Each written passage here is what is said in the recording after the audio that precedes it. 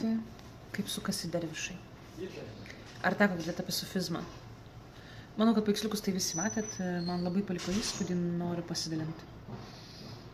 Jeigu islamas klausia, ką tu darai, tai sufizmas klausia, kas tu esi, kai nieko nedarai. Dervišai yra to liudytojai, jie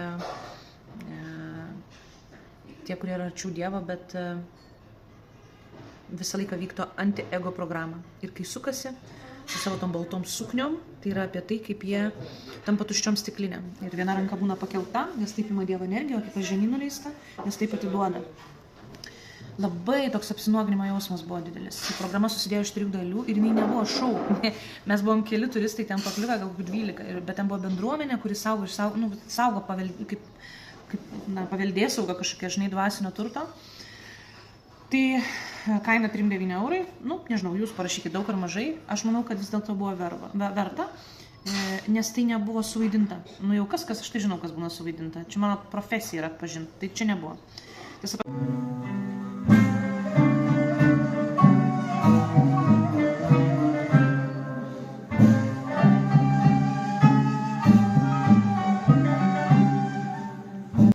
Kažkaip kabina tas viršutinės čakras ir labai širdies čakrą kabina. Bet širdies čakra tikrai.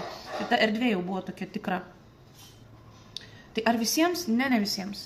Kažkam gali būti per ilga programa, nes šokis truko tik tai ten 40 minučių, visa kita yra kažkaip ištęsta.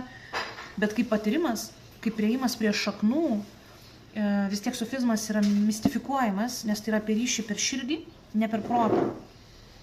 Per eiles, jie dar poezijas labai daug naudoja. Tai man atrodo, kad patyrimas tikrai vertas dėmesio.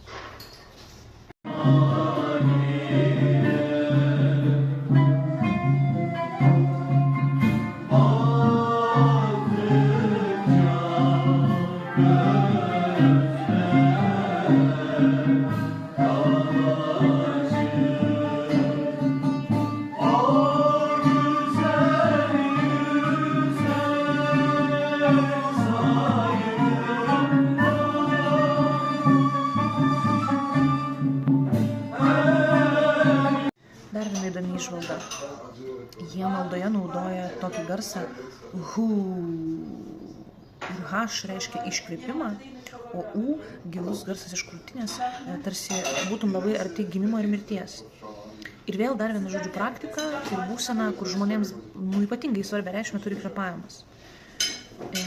Tame yra daug judėjimo, tame yra to tokio šiek tiek net baugaus, tu kartu su jais taip įvažiuoji tam tikrą žinai, bet ten tikrai buvo labai švelnu ir įdomu stebėti, kaip fenotipologiškai pagal veido tipus, tai žmonės ir toje bendruomenėje panašus į tuos vyresnės kartos dvasingosius, kuriuos aš sutinku Lietuvoje.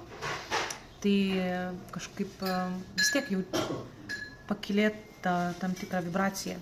Tai vibracija ten buvo aukšta, bet kai meldžiasi, turiu pasakyti, kad jinai tampa šiek tiek net rūsti, tarsi, šiek tiek rūsti. Kai sukasi labai atsipalaidavimo ten daug jaučiasi.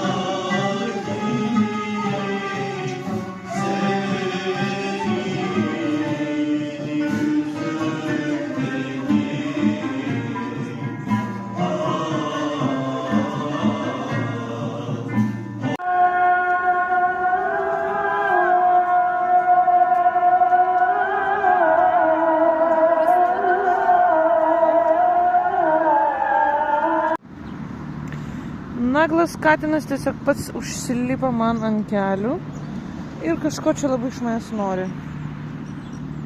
Katinas, tu naglas. Tai va. Tai jeigu įsivaizduojat, kad Edinburge parke atvaro voverės, tai čia katinai. Va tiesiog. Absurdas iš vis.